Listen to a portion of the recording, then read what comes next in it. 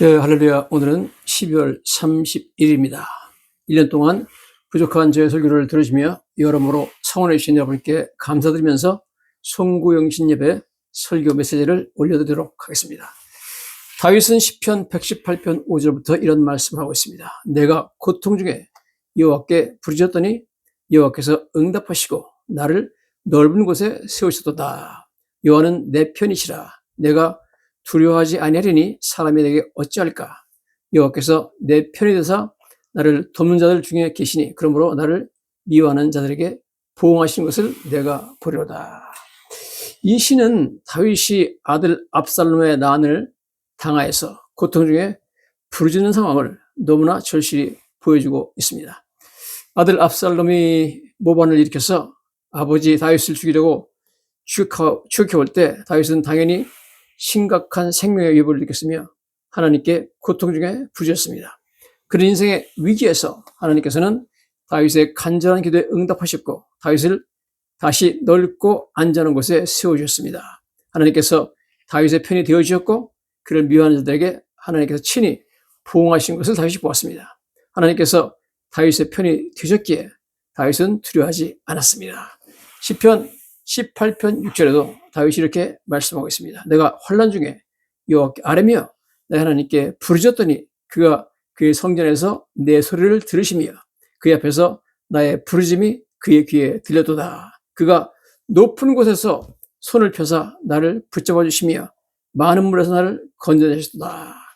너무나 은혜로운 말씀을 하고 있죠. 높은 곳에서 손을 펴서 하나님 손을 펴가지고 하늘에서부터 나를 붙잡아 주셔가지고 많은 물에서 나를 건져내셨다 이렇게 말씀하고 있습니다. He reached down from on high. 위에서부터 손을 내밀었다는 거죠.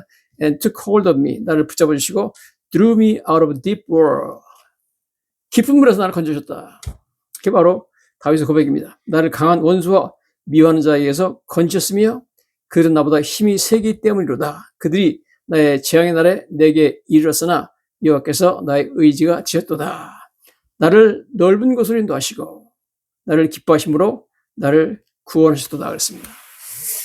자, 나를 넓은 곳으로 인도했다는 말이 또 나오죠. He brought me out of into spacious place. spacious place, 아주 널찍한 곳으로 나를 옮기셨고 rescued me because he delighted in me. 나를 기뻐하심으로 나를 구출하셨다는 말씀을 하고 있습니다. 여기 넓은 곳이라는 것은 포위된 곳, 억압받는 곳, 위험한 곳, 고난의 장소로부터 해방된 곳, 자유와 평화와 기쁨의 행복을 누리는 곳을 말하고 있습니다. 다윗은 여호와는 내 편이기 때문에 나는 두려워하지 않는다 그렇게 말씀했습니다. 여러분, 하나님께서는 사랑하는 자녀들의 편이 되어 줄 줄로 믿습니다. 하나님께서 허락한 한도 내에서 사탄 마귀는 우리에게 고난을 허락할 수 있지만 그러나 여러분, 하나님의 한도를 초월할 수가 없습니다. 하나님께서 나를 구원하시고자 도와주시고자 계획을 하셨기 때문에 악한 세력들은 절대 나를 파괴시킬 수가 없습니다. 하나님의 은혜로우신 나를 향한 그런 계획을 사단 마귀가 절대로 파괴시킬 수가 없는 것이죠.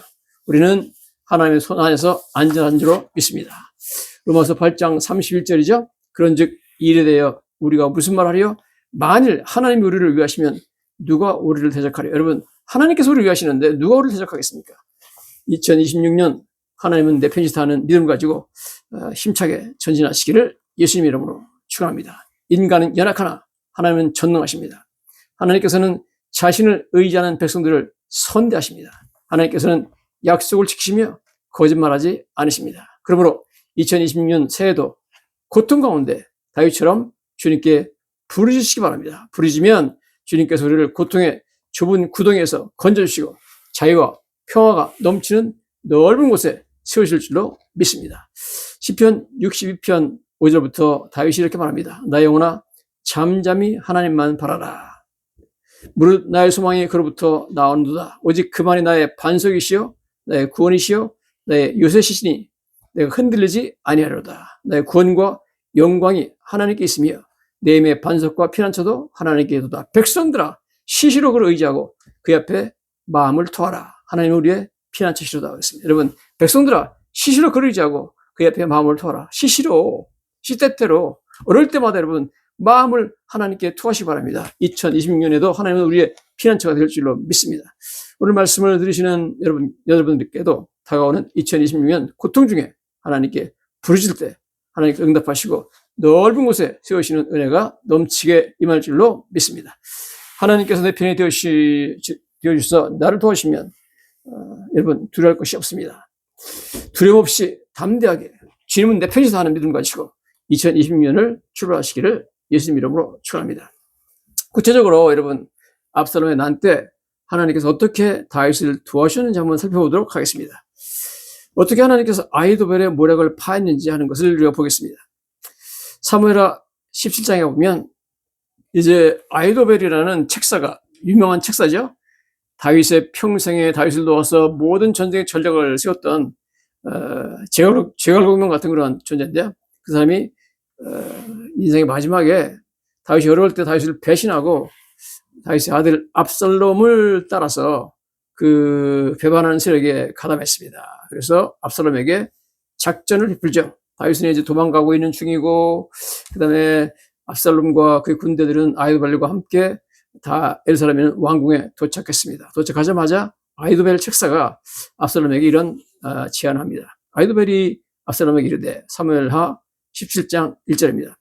이제 내가 사람 12,000명을 택하게 하소서. 오늘 밤에 내가 일어나서 다윗 뒤를 추적하여 그가 고나고 힘이 빠졌을 때 기습하여 그를 무섭게 하면 그와 함께는 모든 백성이 도망하리니 내가 다윗 왕만 쳐 죽이고 모든 백성이 당신께 돌아오게 하리니 모든 사람이 돌아오기는 왕이 찾는 이 사람에게 달렸습니다. 그러면 모든 백성이 평안하리다 하니 압살롬과 이스라엘 장로들이 다 그 말을 옳게 여기더라. 압살롬이 이르되 아렉 사람 후세도 부르라. 우리가 이제 그의 말도 듣자 하니 후세가 압살롬에게 이르되 압살롬에게 그에게 말하 이르되 아히도벨이 이러이러하게 말하니 우리가 그 말대로 행하랴? 그렇지 아니하거든 너는 말하라 하니 후세가 압살롬에게 이르되 이번에는 아히도벨의 베푼 기략이 좋지 아니하니라. 여기 후세는 다윗의 편입니다. 다윗의 부하로서 다윗을 위해서 위장으로 전향한 척하고 첩자로 압살롬 편에 들어가가지고 있는 그러한 책사 중에 하나입니다. 이 사람이 아히도벨의 모략을 파하는 중추적인 역할을 하고 있습니다. 후세가 또 말하되 왕도 아시거니와 왕의 아버지와 그의 추종자들은 용사라. 그렇죠. 다윗과 그를 따르는 사람들은 다 용사들이죠. 아주 역전 용사들이죠. 그들은 들에 있는 곰이 새끼를 빼앗긴 것 같이 격분하였고 왕의 부치는 전쟁에 익숙한 사람인즉 백성과 함께 자지 아니하고 지금 그가 어느 굴에나 어느 곳에 숨어 있으리니 혹 무리 중에 몇이 먼저 엎드러지면 그 소문을 듣는 자가 말하기를 압살롬을 따르는 자 가운데 폐함을 당하였다 할지라. 비록 그가 사자 같은 마음을 가진 용사의 아들이라도 낙심하리니 이렇게 말합니다. 왕의 아버지 다윗이 평생 전쟁만 한 사람인데요. 그렇게 쉽게 뭐 지금 이렇게 위험한 것 알고 그다음에 압살롬의 군대가 뒤따라올 걸 알고 백성들과 함께 거하겠느냐. 어디 굴이나 뭐 어디 숨어 있어가지고 매복하고 있을 것이다. 그리고 괜히 갔다가 압살롬의 군대만 그 용사들한테 당해가지고 죽으면 압살롬의 군대에 있는 사람들이 따라가다가 사자 같은 마음을 가진 용사의 아들이라도 낙심하게 되고 군대 사기가 져들 것이다. 그러면 안 된다는 거죠. 이스라엘의 무리가 왕의 아버지는 영웅이요. 왕의 아버지는 다윗을 말하죠. 다윗은 영웅이고 그의 추종자, 다윗을 따르는 그런 장군들도 뭐 용사들이죠. 용사인 줄 알미니이다. 나는 이렇게 기략을 세워놔야 하면서 이제 후세가 자기 기략을 말하죠. 온 이스라엘을 단에서부터 부엘세바까지. 단은 이스라엘 가장 북쪽에 있는 도시고 부엘세바는 이스라엘 가장 남쪽에 있는 도시입니다. 전국을 다니면서 바닷가에 많은 모래같이 당신께로 모으고 사람들을 모아가지고 군대를 더 많이 데려가야 된다는 거죠. 12,000명 가지고 부족하다. 친히 전쟁에 나가시고 왕 압살롬 당신이 이번에 전쟁에 나가라는 겁니다. 아히도벨은 내가 데리고 나가겠다는 거죠. 12,000명. 그럼 나중에 전쟁 이기면 모든 영광이 아히도벨에 들어오지만 당신 압살롬이 직접 전쟁에 나가서 군대를 치워라. 그러면은 승전하고 나서 모든 영광이 당신한테 간다는 거죠. 이렇게 좀 허영심을 자극하는 말을 했습니다. 우리가 그 만날 만한 곳에서 그를 기습하기를 이슬이 땅에 내린 같이 우리가 그 위에 덮여 그와 함께는 모든 사람을 하나도 남겨두지 아니할 것이요. 이렇게 싸우자는 겁니다. 이슬이 덮이는 것처럼 완전히 압도하자는 겁니다. 또 만일 그가 어느 성에 들었으면 온 이스라엘이 밧줄을 하다가 그 성을 강으로 끌어들여서 그곳에 작은 돌 하나도 보이지 않게 할 것이다 하며 압살롬과 온 이스라엘 사람들이 이르되 아렉 사람 후세의 기략은 아히도벨의 계략보다 낫다 하니 이는 여호와께서 압살롬에게 화를 내리려 하사 아히도벨의 좋은 계략을 물리치라고 명령하였습니다. 이렇게 말씀하고 있습니다. 이런 얘기를 하고 있죠. 도대체 어떻게 돼가지고 이 좋은 아히도벨의 계략이 파했는가? 그리고 후세, 다윗이 심어놓은 첩자죠. 후세의 계략을 이들이 택하게 됐는가? 처음에는 다 아히도벨의 계략이 좋다고 그러고 나서 압살롬이 또 갑자기 왜 후세한테 어떻게 하면 좋겠느냐고 전략을 물어봤는가? 이 모든 것들이 미스테리어스하게 아주 이상하게 진행이 됩니다. 그렇게 진행된 이유를 성경은 이렇게 말하죠. 여호와께서 압살롬에게 화를 내리라 하사 아히도벨의 좋은 계략을 물리치라고 명령하셨다. 이렇게 말씀하고 있습니다. 여기 성경에는 the Lord has determined, 명령을 determined, 결심하였다 이렇게 나오고 있죠. determined to frustrate, 좌절시키는 거죠. the good advice of Ahithophel, 아히도벨의 좋은 어드바이스를 frustrate, 좌절시키기 위해서 그렇게 하나님 결심하였다는 겁니다. the Lord has determined. 자, 아히도벨은 평생 다윗의 곁에서 전쟁 때마다 전략을 세웠던 지혜로운 책사였으며 그 전략은 하나님께서 세우신 전략처럼 실패한 적이 없습니다. 아히도벨의 전략의 권위에 대해서 성경은 사무엘하 16장 23절 이렇게 말하고 있습니다. 그때 아히도벨이 베푸는 기략은 사람이 하나님께 물어서 받은 말씀과 같은 것이라. 하나님의 말씀 같은 그런 전략을 썼다는 겁니다. 아히도벨이. 그처럼 아히도벨의 전략은 한 번도 실패한 적이 없다는 거죠. 자, 아히도벨이 자신을 배신하고 압살롬 편에 섰다는 말을 듣자마자 다윗은 아히도벨의 모략을 파괴해달라고 하나님께 간구했습니다. 그만큼 다윗도 아히도벨의 전략을 두려워했습니다. 하나님께서는 사무엘하 15장 31절 다윗의 기도를 응답하셨습니다. 사무엘하 15장 31절 보면 다윗이 이렇게 기도하죠. 어떤 사람이 다윗에게 알리되 압살롬과 함께 모반한 자들 가운데 아히도벨도 있나이다 하니 다윗이 이르되 여호와여 원하옵건대 아히도벨의 모략을 어리석게 하소서 하니라 그랬습니다.